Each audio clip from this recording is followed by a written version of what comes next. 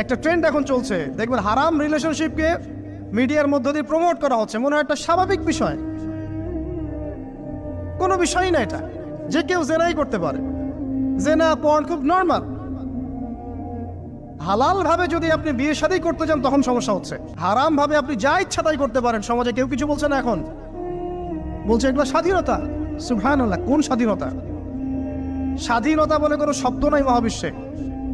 এই পুরো বিশ্বের সমস্ত মানুষ আল্লাহর অধীনে পরাধীন। এই বিশ্বে যত মানুষ বসবাস করছে এখন, এটা কেউই স্বাধীন নয়, না কেউ স্বাধীন ছিল, না আছে, না থাকবে। সবাই আল্লাহ পাকের দাসত্বের অধীনে পরাধীন। স্বাধীন সেই এই পৃথিবীতে যে ব্যক্তি শয়তানের তাবেদারি করে, ও নফসের তাবেদারি করে, ও তো স্বাধীন, যা ইচ্ছা তাই করতে পারে।